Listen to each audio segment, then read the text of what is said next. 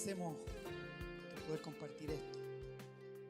Vamos a buscar y vamos a leer 1 de Pedro, capítulo 4, desde el versículo 12.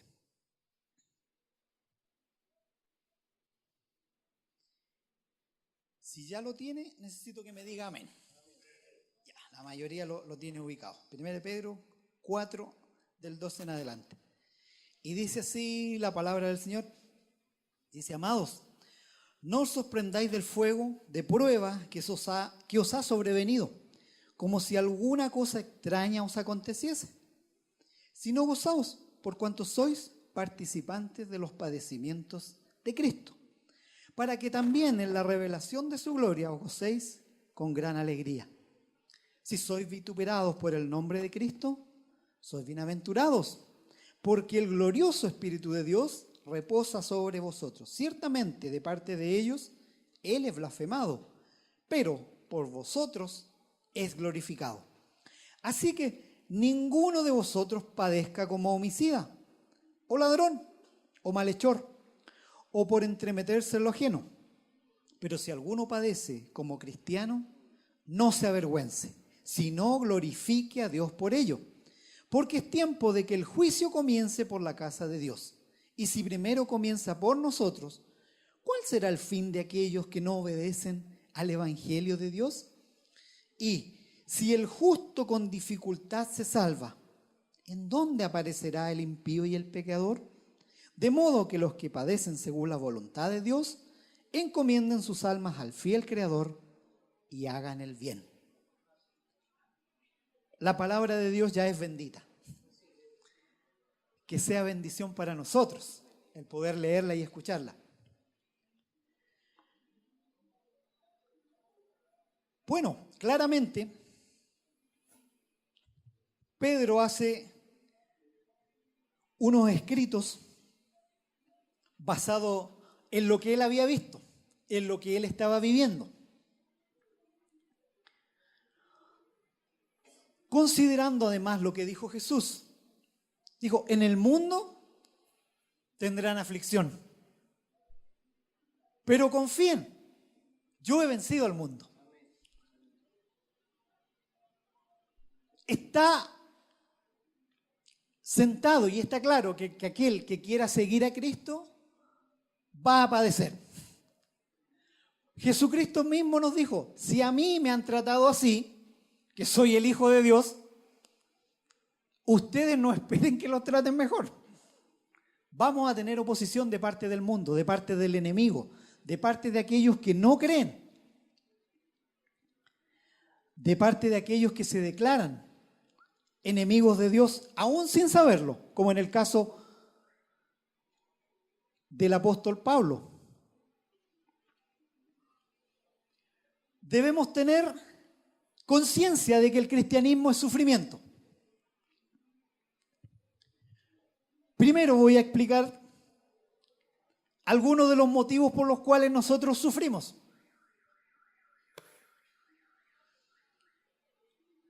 Y el primero es la frustración. Y la frustración puede ser explicada como mis proyectos, mis metas, mis sueños que no he alcanzado o que ya definitivamente no alcancé. Planes, ideas que uno tenía cuando era niño, cuando era adolescente, cuando era joven. Y así hay muchas cosas que no cumplimos. Usted puede tener de distintos tipos, metas familiares, metas sociales, metas profesionales. En algún negocio, puede haber tenido metas deportivas. Pero aún así, esas cosas nos arrastran, nos afectan y la frustración no nos permite disfrutar y nos hacen sufrir. La Escritura dice: deleítate en el Señor y Él te concederá las peticiones de tu corazón. También dice la Escritura que debemos buscar a Dios mientras somos jóvenes. ¿Por qué? ¿Por qué deberíamos buscar a Dios cuando somos jóvenes? Por la fuerza, el ánimo, pero es un poco más allá de poder tener encauzada nuestra vida.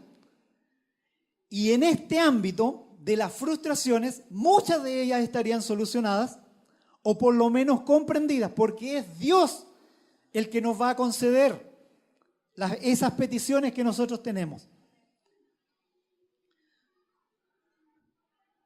Otro de los grandes motivos son las enfermedades. Algunas de ellas son producto de la herencia. Nuestros padres a veces no nos heredan tierras ni riquezas. Nos heredan enfermedades, defectos. Sabemos que la degradación del pecado está dentro de la humanidad, por lo tanto, hay muchas cosas que se heredan a los hijos, no con la intención de querer, obviamente, pero venimos con esa carga que nuestros padres nos han dejado. Hay otras enfermedades que es producto de nuestro mal cuidado, de nuestro desorden. Muchas veces no nos hemos preocupado de nuestra salud, lo cual ha generado enfermedades.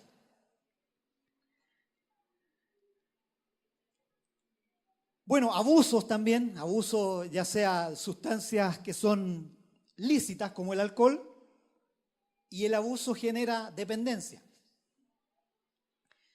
Obviamente las ilegales, que son las drogas. Abuso en cuanto a la comida, algunos tipos de aliños.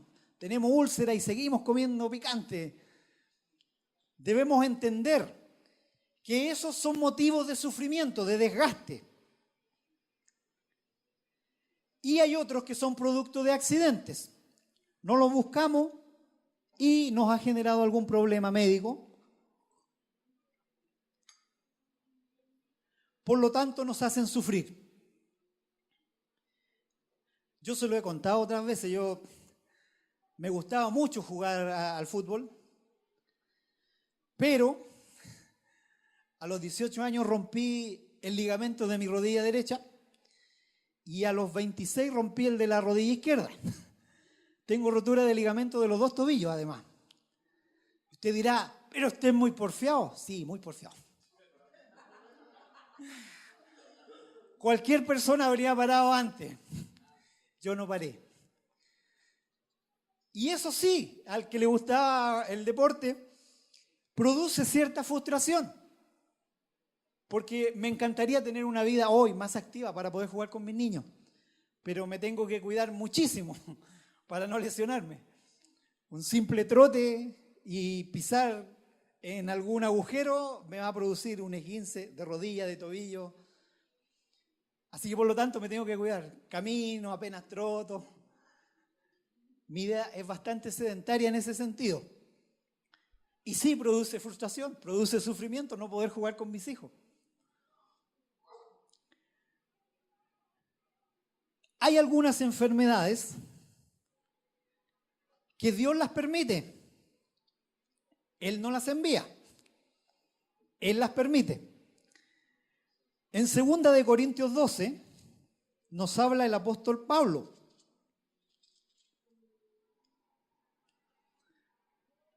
Segunda de Corintios 12, 7 al 9.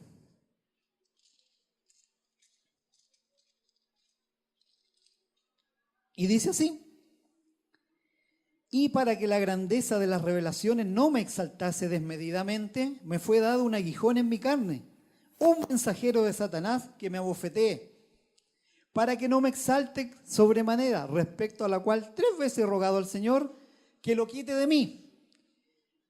Y me ha dicho: bástate mi gracia, porque mi poder se perfecciona en la debilidad. Por lo tanto, de buena gana me gloriaré más bien en mis debilidades, en afrentas, en necesidades, en persecuciones, en angustia, porque cuando soy débil, entonces soy fuerte. Qué excelente comprensión de lo que nos hace sufrir, de lo que nos molesta, de lo que no podemos manejar. También en 1 Corintios 11, 27 al 32 nos dice que algunas enfermedades vienen a nosotros porque no sabemos discernir el cuerpo de Cristo al momento de tomar la cena. Dice que cada uno debe analizarse antes de tomarla. El llamado es a tomar la cena y a arrepentirnos si hay algo que está mal y a pedir perdón si hay algo que está mal. El llamado no es a abstenerse. Imagínese que el Señor pone la mesa y usted le dice, no voy a comer contigo hoy. Imagine la cara que debe poner el Señor cuando nosotros nos abstenemos solamente por no pedir perdón, solamente por no arreglar las cuentas con nuestros hermanos, solamente por no considerarlos. La invitación a la mesa la hace el Señor. Así que cuando no somos conscientes de esos, o aún siendo conscientes, queremos fingir y tomar la cena, Dios dice que algunos se van a enfermar, incluso hasta la muerte.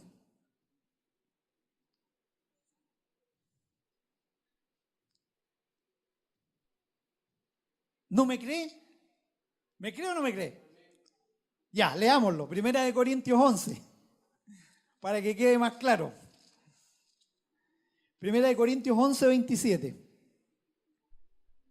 Dice, de manera que cualquiera que comiera este pan o bebiera esta copa del Señor indignamente, será culpado del cuerpo y de la sangre del Señor. Por tanto, pruébese cada uno a sí mismo y coma así del pan y beba de la copa. Porque el que come y bebe indignamente, sin discernir el cuerpo del Señor, juicio come y bebe para sí. Por lo cual hay muchos enfermos y debilitados entre vosotros, y muchos duermen. Bueno, no duermen precisamente, se murieron. Es un eufemismo. Así es que parte de los motivos nosotros mismos los generamos al no tener en cuenta el cuerpo de Cristo. También dice que si traemos nuestra ofrenda al altar y ahí nos acordamos que tenemos algo en contra de algún hermano, antes de ofrendar hay que arreglar las cuentas. Eso está en Mateo 5, 23 y 24. Y el último de los motivos es la persecución cristiana. Se dice que en la persecución cristiana se prueba el carácter cristiano. No solamente el propio del que está sufriendo, sino también de quienes lo apoyan, de quienes son su familia, de quienes le han encomendado la misión. La prueba máxima es la persecución cristiana, porque de esa manera nos parecemos a Cristo. Nos ponemos en los zapatos de Cristo, en la chaqueta de Cristo, en los pantalones de Cristo. También nos habla de que vamos a ser vituperados. Bueno, como se ha dicho también, me lo explicaba un profesor en el Instituto Bíblico, que hoy por hoy la palabra vituperio se asocia a un cóctel. ¿A dónde vais? No, que tengo un vituperio. No tiene ninguna relación con la raíz y el significado de la palabra. El vituperio es algo fuerte, es algo degradante, ¿ya? Entonces, lamentablemente nuestro cerebro asocia eso, asocia algo divertido, algo entretenido. El vituperio es insulto, son insultos graves, es degradar a una persona. Y la Escritura dice que si somos insultados y degradados a ese punto, debemos estar bienaventurados y felices. Las aparentes contradicciones del Evangelio. Que cuando nos insultan, nosotros debemos estar contentos. Que cuando nos maltratan, nosotros tenemos que hacer el bien. Y cuando nos tratan mal y nos maldicen, nosotros bendecimos. Pero esa lucha es parte del sufrimiento interno, no es automático. No es que usted un día dijo, ya, ahora sí voy a empezar a bendecir a todos los que me tratan mal. Es parte del crecimiento, es parte de la madurez, es parte de entender que como cristianos vamos a sufrir.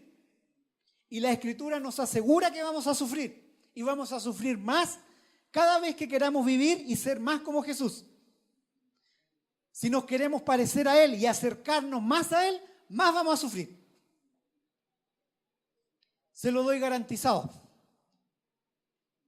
Hace unos días se celebró una fiesta para muchos, Halloween. Detrás de los motivos comerciales, obviamente, que impulsan, nosotros sabemos que no debemos tener un acercamiento a eso, porque el origen es oscuro. El origen es del diablo. Así que por lo tanto debemos guardar nuestra familia, guardar a nuestros hijos. Y a mi pequeñita le tratamos de explicar que no tiene que celebrar, nosotros no lo vamos a celebrar y todos sus compañeros van a celebrar Halloween. Entonces ella cuando conversa le dice, eso es malo. Y los niños le dicen, pero si es muy divertido. Entonces estamos metidos en un mundo y en mi trabajo también se hizo una fiesta, se disfrazaron. Yo por motivo de trabajar en turno no tengo tiempo de salir de mi puesto de trabajo, así que les dije, yo estoy ocupado y no lo voy a celebrar. Entonces, en algún momento dije, si al final es una humorada y tendí a ceder, pero después me acordé de mi hijita que le estoy enseñando y tengo que ser consecuente. Así que, aunque yo entiendo el contexto, debo mantenerme firme y luchar. Mi hijita no lo va a pasar bien con este concepto, pero nosotros como cristianos tenemos que entender que vamos a sufrir y que debemos hacerlo a un lado de muchas cosas que sabemos que le hacen mal.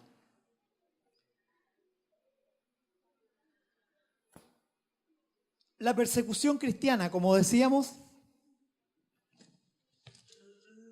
es la estrella, es el galardón que está reservado para los fieles, para los cristianos verdaderos, para aquellos que son una amenaza. Y yo no sé si usted se quiere transformar en una amenaza para el reino de Satanás. Yo no sé si usted quiere ser reconocido como el que sufrió por Cristo. Me he acordado de muchos ejemplos de cristianos que han sufrido. Hace poquito veía un video de David Brainerd, un cristiano en Norteamérica, que él fue a una universidad cristiana, hoy por hoy las más grandes universidades, busque el origen, la mayoría, si no todas, son de origen protestante o cristiano.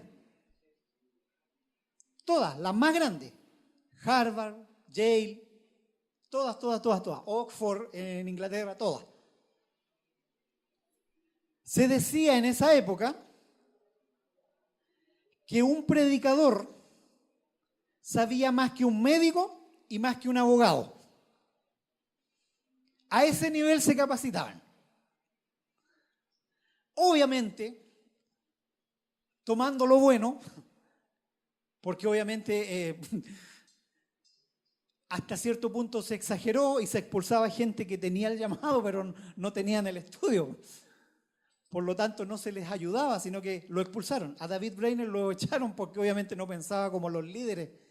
Los líderes de esa universidad en esos entonces eran la gente de las iglesias. Y gracias a que a él lo expulsaron y él se fue a vivir con los Pieles Rojas, después murió joven a los 29 años, de tuberculosis, gracias a que él murió, su sacrificio sirvió para fundar otras universidades que estaban dispuestas a recibir más gente y a ordenar a ministros, no con tanta preparación obviamente, pero nuestro sacrificio en la vida debe servir de algo. Uno no tiene que sufrir por sufrir. El cristianismo tiene un motivo y nosotros sufrimos para dar luz, sufrimos para mostrar el evangelio, sufrimos para que otros conozcan a Cristo, sufrimos para decir que verdaderamente Cristo es la luz. Y el único motivo por el cual no debería estar nosotros es el pecado. El cristiano no debe sufrir por pecado. El versículo 15 nos dice, por homicida, por malhechor, por entrometido, por copuchento,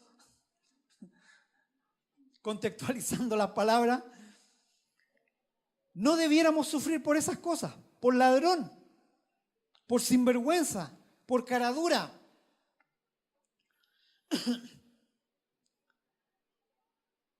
Ahora les quiero hablar de la actitud correcta en el sufrimiento correcto. La persecución cristiana, obviamente. La actitud correcta. El versículo 13 nos dice que debemos estar gozosos cuando nos dicen canuto, cuando nos llaman pacatos, cerrados de mente. Ustedes no evolucionan. Debemos gozarnos. La Escritura dice que Cristo no abrió su boca para maldecir, ni para insultar, ni siquiera para defenderse. Y muchos de nosotros, cuando somos insultados, tratamos de defendernos. Tratamos de buscarle por ahí algún argumento que quiebre lo que nos están diciendo. Y muchas veces podemos ganar la discusión, pero perdemos a alguien para Cristo.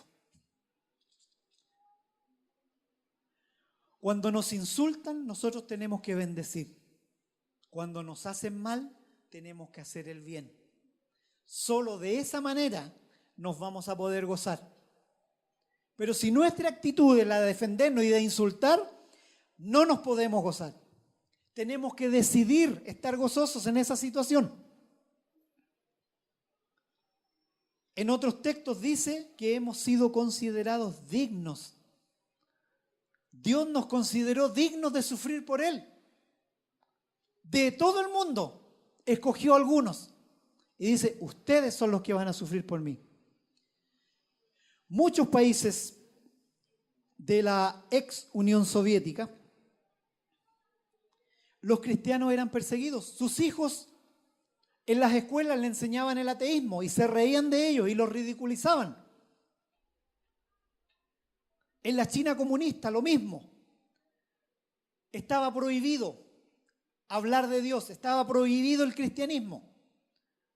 Sin embargo, aún así, las iglesias siguen fuertes. Secretamente, muchas veces, pero siguen creciendo. El cristianismo sigue avanzando. Y como decía Óscar, las puertas del infierno no prevalecen. El enemigo ateo no prevalece. El enemigo inmoral no prevalece.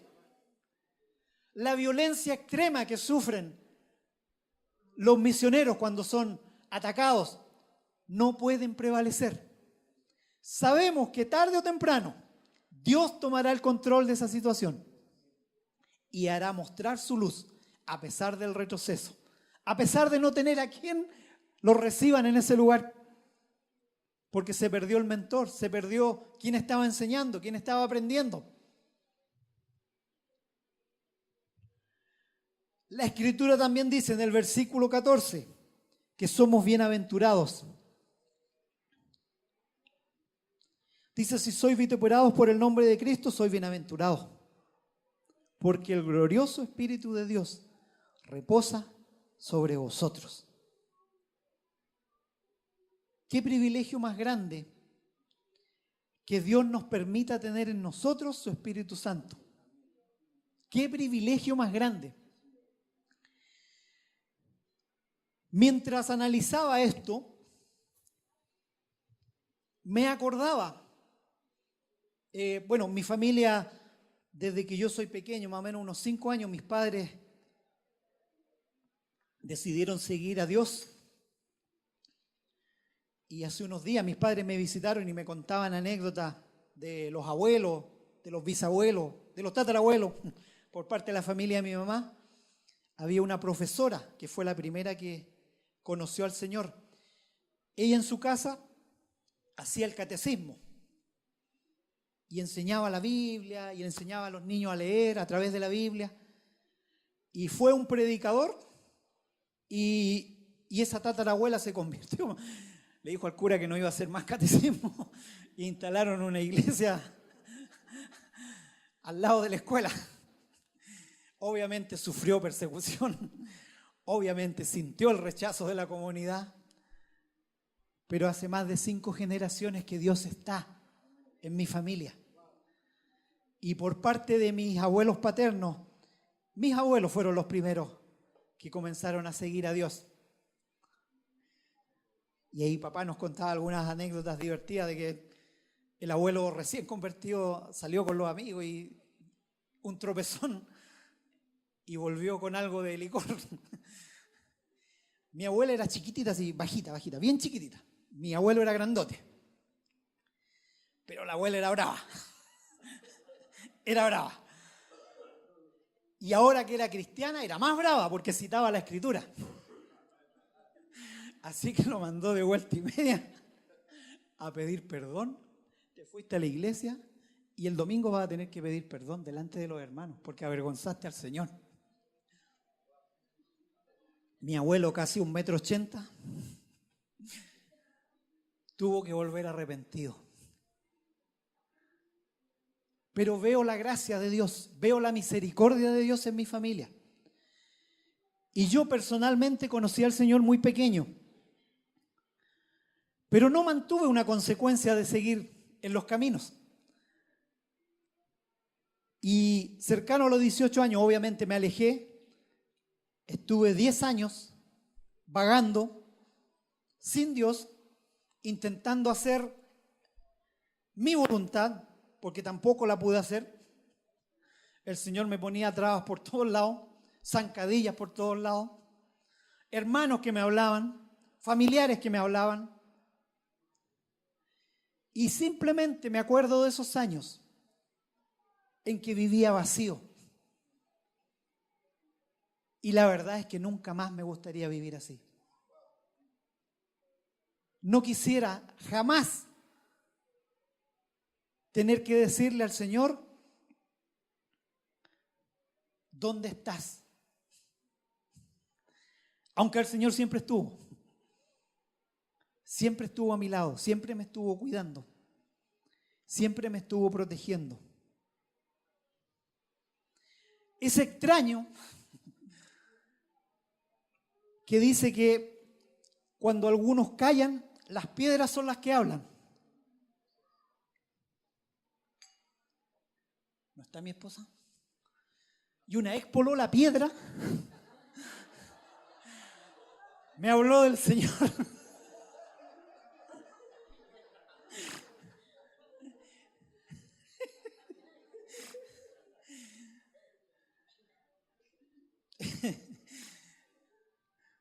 Pero sí, es impresionante cómo Dios me rodeaba, cómo Dios me buscaba. Y cuando volví, el Señor me dijo, corría detrás de ti. Y la verdad es que sí corría detrás de mí. Y los que han leído la parábola de lo que se ha denominado el hijo pródigo, podrán entender cómo me siento. Porque cuando decidí volver, Él corrió a mis brazos. Y me dijo, pónganle vestido, anillo, lávenlo. Hoy hay fiesta. El sufrimiento sin Dios es lo más terrible que hay. Pero sufrir como cristianos es la gloria máxima. porque nos parecemos a nuestro Señor, a nuestro mentor, el autor y consumador de nuestra fe. El que padece como cristiano, que no se avergüence. ¿Se reirán de nosotros? Sí. ¿Se reirán de nuestros argumentos? Sí. ¿Se burlarán? Sí. Pero si vamos a sufrir, que sea como cristiano, con la frente en alto. El versículo 16 también dice que debemos glorificar a Dios cuando sufrimos por Él. Los hermanos pentecostales levantan las manos y glorifican a Dios. Dicen, gloria a Dios. Debemos glorificar a Dios cuando sufrimos. Y el versículo 19, debemos encomendarnos a Dios. ¿Qué significa encomendarse? ¿Ser enviado en un camión como encomienda? No. Ahí anda el pequeño perdido. Significa que en las manos de Dios nos ponemos. ¿Usted conoce un lugar más seguro que las manos de Dios? Bueno, en esas manos se tiene que depositar todos los días. Y usted se encomienda en las manos de Dios.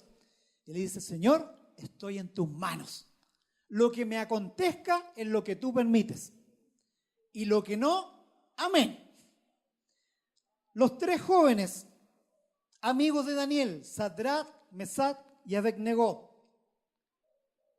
cuando les dijeron que tenían que arrodillarse y adorar la estatua, le dijeron, mire, al Dios que yo sirvo me puede librar del horno. Y si Él no nos libra, igual no lo vamos a adorar. Esa es la actitud que debemos tener. Dios puede hacer muchas cosas a nuestro favor. Y si no las hace, amén. Hay gente que se molesta con Dios porque no lo sana. Y la pregunta es, ¿soy yo el que manda o es Dios el que manda? Nosotros simplemente pedimos. Si Él quiere darnos, amén. Y si no nos da, amén. Porque Él sabe de qué tenemos necesidad, aún antes de que le pidamos. También la Escritura dice que nosotros pedimos para nuestros deleites. Por eso Dios no nos da. Él sabe que necesitamos menos o necesitamos de otra cosa.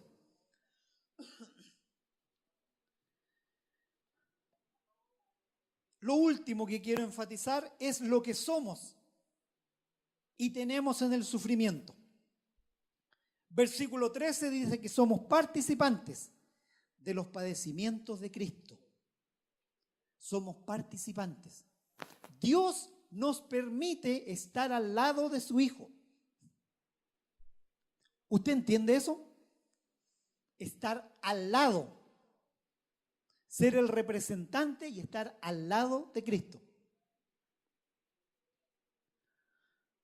Hay un testimonio de un hombre que era inválido en la India. En la India, ser inválido y no tener casta es no ser nada. Nada. Usted vale cero. Cero. Y ese hombre estaba botado en el suelo, esperando morir. Si es que podía comer algo, lo recogía del suelo. En muchos lugares de la India no hay alcantarillado. Las aguas sucias corren por la calle. Bueno, al lado de esas aguas estaba botado este hombre, simplemente esperando morir. Y de pronto, en una carretilla de estas que se tiran, como un carretón más bien, de estos que se ven en Las Vegas, un carretón de mano, ve que alguien lo recoge y lo sube al carretón junto con otros enfermos y otros moribundos. Y se desmayó, si llevaba tiempo sin comer, enfermo, imagínense. Él después despierta y estaba limpio, tenía otra ropa y le estaban alimentando. Y él mira a esta persona y le dice, ¿eres tú Jesús? Y él le dice, no, yo no soy Jesús, yo creo en Jesús, sirvo a Jesús. Le dijo, ¿y por qué me dices que eres Jesús? es que yo he escuchado que Jesús ama a los que están abandonados y hace misericordia a los que están despreciados. Le dicen, no soy Jesús, soy un seguidor de Jesús. La consulta es si a usted lo identifican con Jesús. Esa es la consulta. Si cuando nos ven nos identifican con Jesús, nuestro comportamiento es tal. Porque Jesús nos dice que podemos ser sus testigos, sus representantes. Y en el padecimiento nosotros somos sus representantes. La revelación de su gloria es aún más clara en medio del sufrimiento. Cuando lo hemos pasado bien toda la vida, no hay mucho que podamos compartir con los demás. Pero cuando hemos tocado fondo y Dios nos ha rescatado, es cuando podemos explicar la gloria de Dios, el poder de Dios, la sanidad de Dios, la compañía de Dios.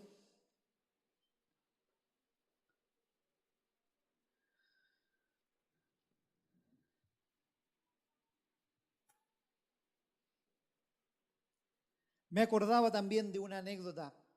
Prisioneros en la cárcel de Siberia, encarcelados en el gobierno comunista.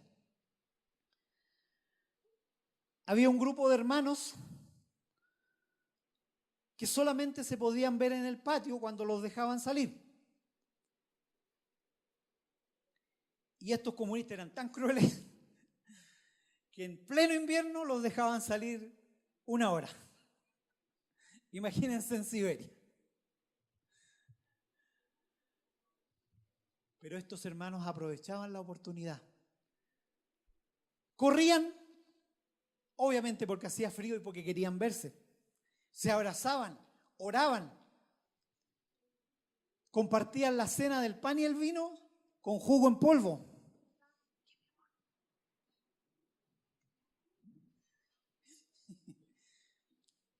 Yo también te extraño.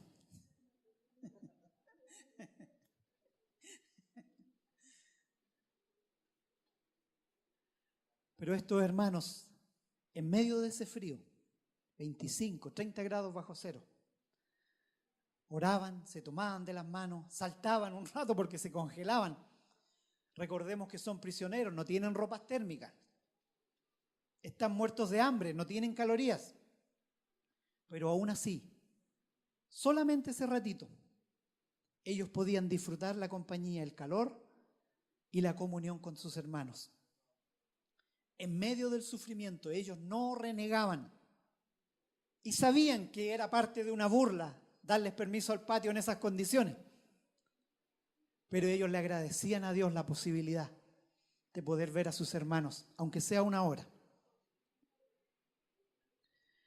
En el versículo 14 la Escritura dice que somos bienaventurados. La consulta es, ¿usted se siente bienaventurado? ¿Usted se siente feliz? Porque muchas veces lo que sentimos no está de acuerdo con lo que somos. Y la Biblia dice que somos, independiente de cómo usted se sienta, somos bienaventurados.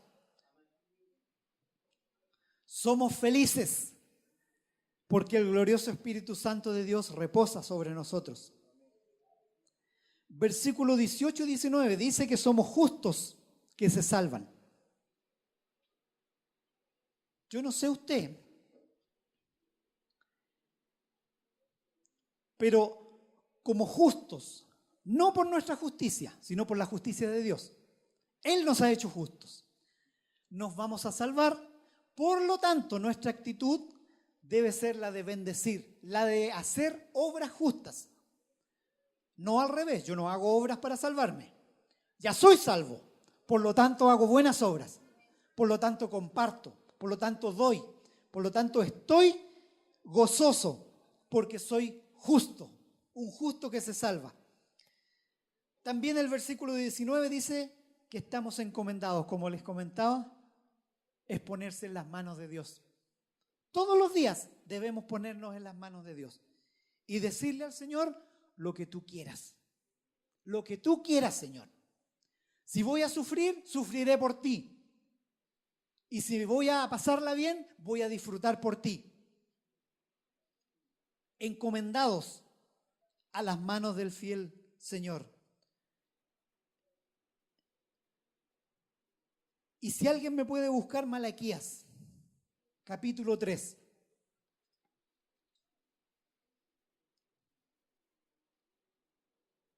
Malaquías, capítulo 3. La segunda parte del versículo 2 y el 3. ¿Lo tienen?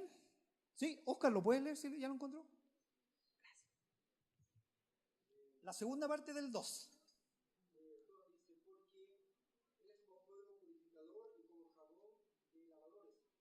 ¿Sí? El 3.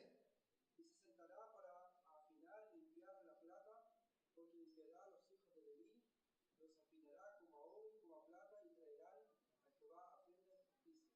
Amén. Amén. Dice que nos va a limpiar. Dice que se sentará como cuando se purifica la plata. Esta es una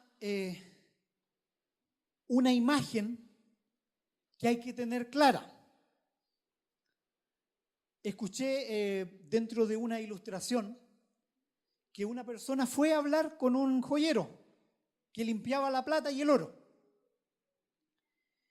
Y le preguntó, sin hacer alusión al texto, le dijo, ¿cómo usted trabaja este material? Le dijo, bueno, tengo aquí que poner fuego, tengo un recipiente y tiro la plata adentro y tengo que esperar a que empiece a aumentar la temperatura. Le dijo, ¿pero usted se sienta?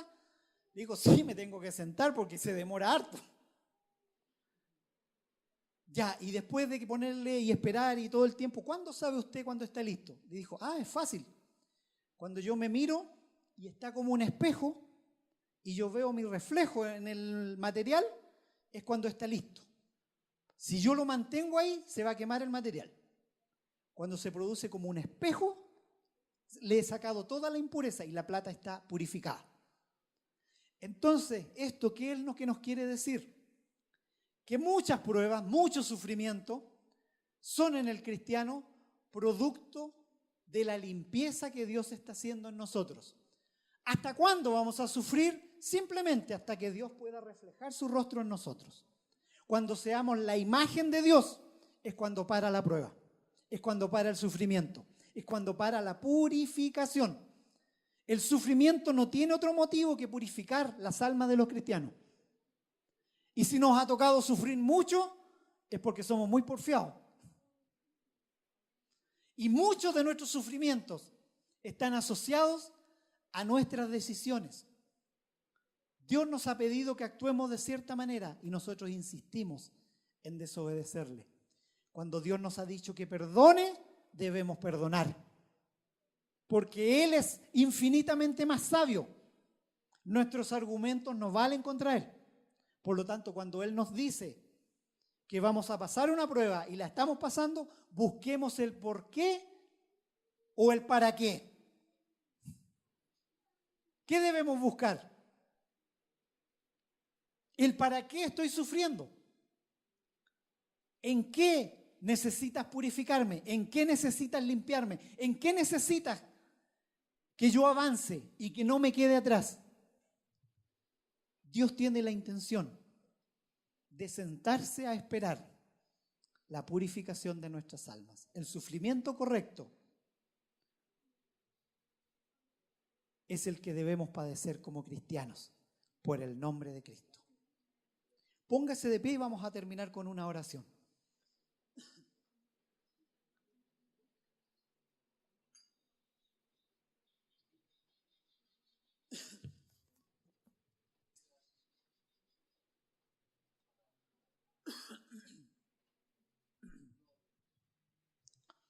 Señor y Dios Todopoderoso, he exhortado tu palabra. Tú, Señor bendito, eres el que toca los corazones. Eres tú, Señor, el que habla a tus hijos. eres tú el que habla a mí también. El que nos muestra que a través de los muchos sufrimientos, muchos han sido por culpa nuestra y tenemos la total responsabilidad por ello. Queremos que nos lleves, Señor, a purificarnos. Limpia nuestras vidas, Señor, hasta que reflejen tu rostro. Hasta que las personas que hablamos y tocamos puedan decirnos que nos parecemos a Cristo. Puedan decirnos que somos cristianos. En esta hora, Señor,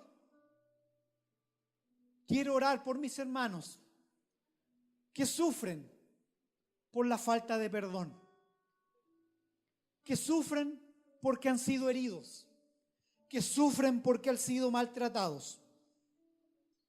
Yo te pido, Señor, que toques sus corazones, habla sus mentes, exhórtales, que se consumen en amargura y pierden días hermosos por falta del perdón. Te quiero pedir, Señor, humildemente, que nos traigas a la memoria los días que no estabas con nosotros, para que recordemos lo que es estar vacío, lo que es vivir sin esperanza, lo que es vivir sin saber siquiera si alguien nos ama. Te pido que simplemente esa sensación y esos pensamientos vengan para que transformen nuestros corazones, para que no olvidemos de dónde nos sacaste.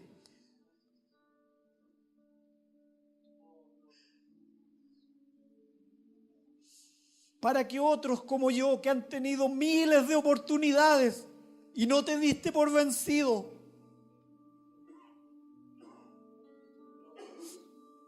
es que tu amor es tan grande, Dios, tan grande. Es tanta tu paciencia, Dios. Es incomprensible todo lo que me has perdonado.